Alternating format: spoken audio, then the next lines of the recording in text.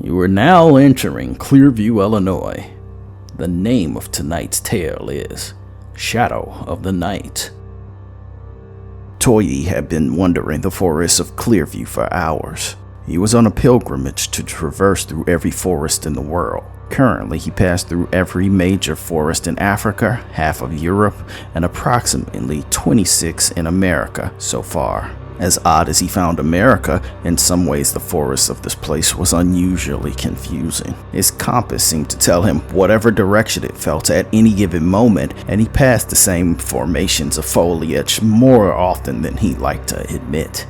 The sun was getting low, and he had hoped to make it back to his car so he could hit a few more forests in Illinois, but that didn't feel as if it was going to happen today. Toyi reached a rock formation amidst unchecked overgrowth. There were structures partially destroyed, either by long-gone fires or the cruel hand of time. Toyi placed his backpack down, along with his tent bag, and looked into a fountain, which he assumed would be stagnant and black or even dry, but to his surprise there was clear swirling water inside, which ran counter to logic.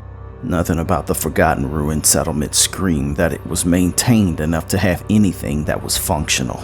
Even though it was bizarre, perhaps the fountain was linked to a nearby stream. Toyi smiled and pulled a penny from his pocket. In many countries, dropping coins in fountains were considered good luck and could, in some cases, grant wishes. Though this wasn't something they thought about in Nigeria. Why not? He flipped the penny into the fountain with an amused grin, then stared in intense hypnotic fascination. When he saw the speed of the water pick up, the coin glinted in the shallow pool, even though it had little light to justify the odd occurrence. Toyi didn't read much into it, figuring that perhaps the current of the nearby stream created this. He ignored the event and set up his tent in what he considered the most level in what may have at one time been a town square. Night fell and he sat by a small fire. He jabbed at the embers with a long twig. Toyi fretted over the map he brought, but in little stretches like this, no map tended to be accurate enough to give reliable information. Toyi's head picked up when he heard a rustle in the brush. He put the map down and listened. An eerie, silent stillness washed over him. He heard the faint rhythmic thumping of something bounding recklessly through the forest. Before Toyi could accurately measure the distance of the disturbance, something barreled into his tent. The speed in which it moved pulled up the spikes from the ground along with the tent itself. Toyi got low so he wouldn't get entangled by the nylon ropes. Whatever it was powerfully pulled the tent away, and Toyi was looking at sky. He reached into his pocket and pulled a serrated blade that he used for cooking more than he did defense. In the moonlight, he noticed something dark with the gait of a man jogging his way with clarity of intention. Toyi turned towards what he considered the known threat, the man, and let whatever it was drag his tent away. "Stop right there, motherfucker," Toyi said with the clear forcefulness of a threat. The figure stayed the course and kept moving towards him. "Best you come with me. I don't really have time to explain," said the man who came into view. He was dressed in a members-only jacket with sleeves torn away, plaid long-sleeve shirt, and corduroy pants. He was a clean-shaven white man in his mid-20s that had a primitive bow and arrow slung on his back along with a long weapon he couldn't place. "I'm not fucking around. Stay back," Toyi said. The man kept his forward momentum. Toyi lashed out when the man entered his space.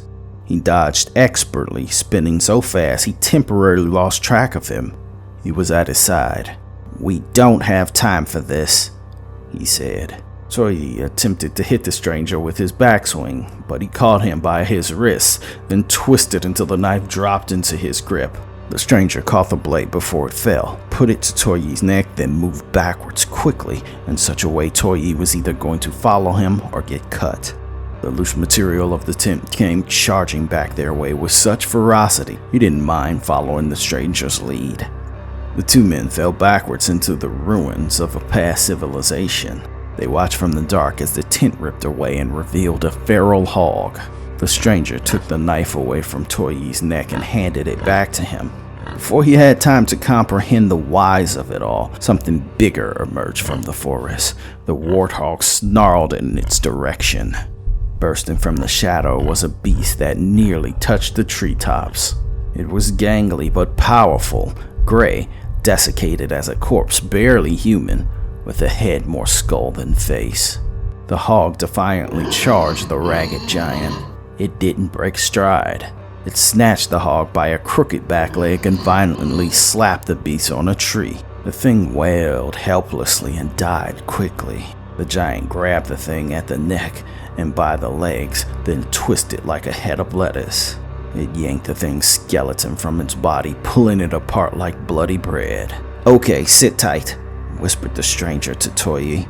He took the odd weapon from his back and extended it to the size of an extra-long spear, then slipped away into darkness. The giant ate the pig gleefully, chewing it really, but it didn't even seem to swallow. Toyi flinched when he saw its listless red eyes lift as if it had gotten wind of something.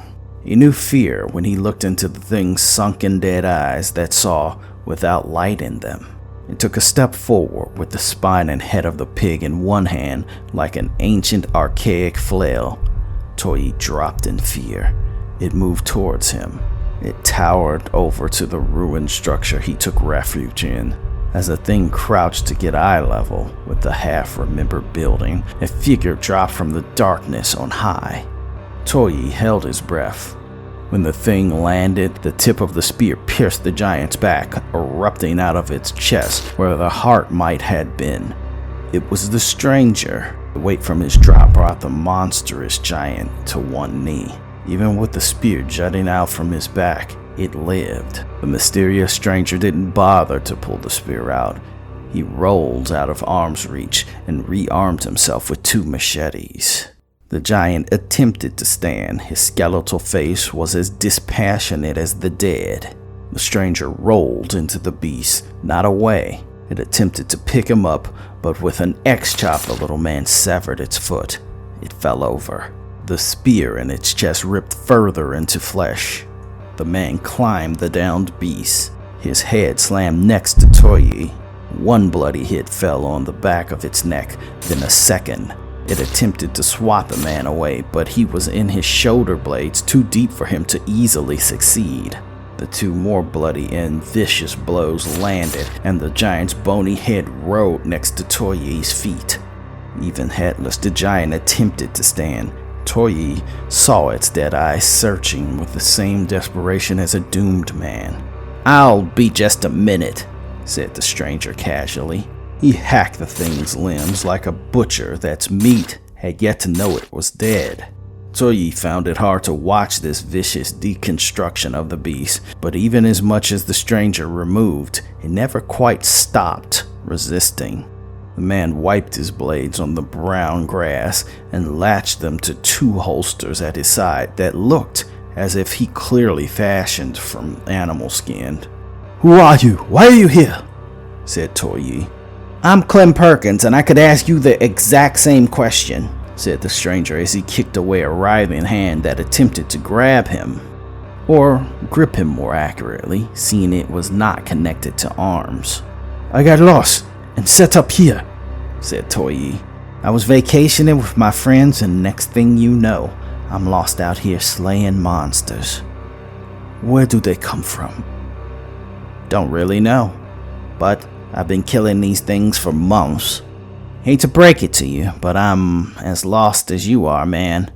Maybe you can lead me back to your car?" "Right now?" Toyi said. "Can't let the grass grow, or you may be stuck too." The 2 walked in darkness with Toyi's flashlight guiding them.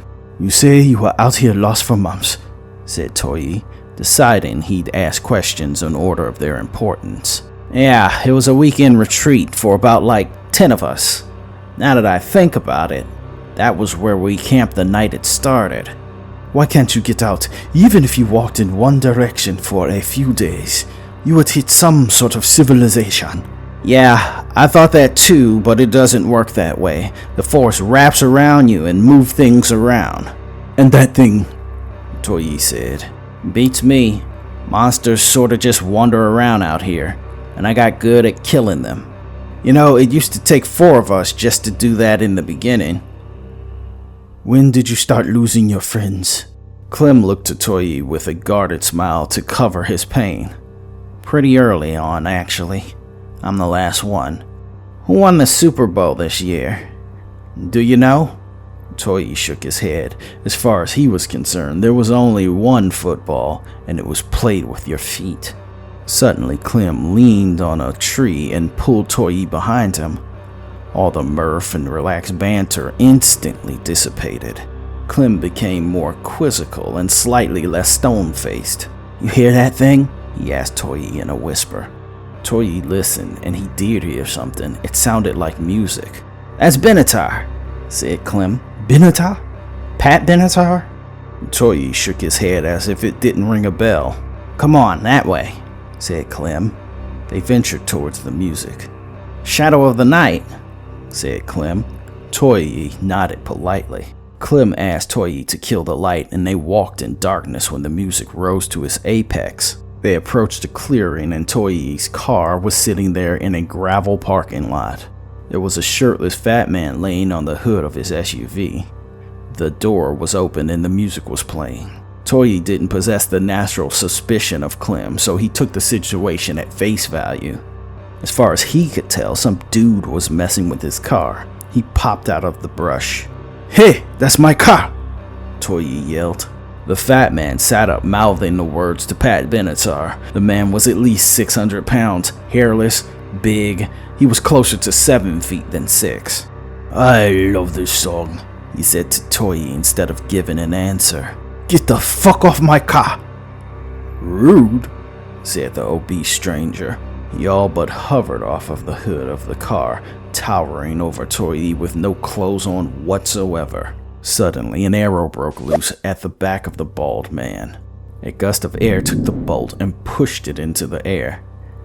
Ah, Clem, he said knowingly.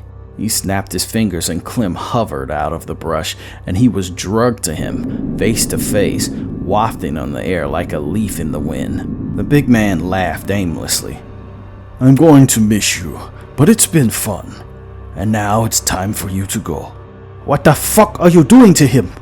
Toyi demanded. Nothing, yet. With a flick of his wrist, a gust of wind tore Clem's bow from his hand. Your wish was granted. Thank you for playing. You may go now, said the big man. What are you saying? Clem asked, still floating gently on an inexplicable breeze. I'm saying you're free. Your wish has been fulfilled. I'll get around to yours, he said to Toyi. You can go now. So you're the reason I couldn't leave the forest? Said Clem. Technically, yes, but it was you. You wished to be a badass, powerful, important. That takes time. Now you are, so go be important. You can just make the forest move when you want, said Toyi. Sure I can. Ever heard of Roanoke? Toyi hadn't, but he'd look it up when his phone got signal. Clem was dropped to the gravel. Now, off with you, said the fat man. Toyi fumbled with his keys and moved into the driver's seat. Clem eyed the big man suspiciously, but he merely looked back at him with a long, wide smile, nodding as if everything was okay. Clem got in the passenger seat. As the car churned up rocks and sped away, they watched the naked man waving and smiling farewell to them both. Clem stared at the dash of the car as if transfixed with it. Where's your tape player? Tape player? Toyi asked. Yeah, what is this? The GPS? What is that? This thing looks like a space shuttle. How long have I been gone? It's 2025. What the fuck? What year do you think it is? 1983, 84 at most. That was impossible if he was 30, and that was stretching it. He'd be 70 now. At least tell me you have flying cars by now, said Clem, as if making the best of a bad situation. You are now exiting Clearview, Illinois. Hope you enjoyed your trip.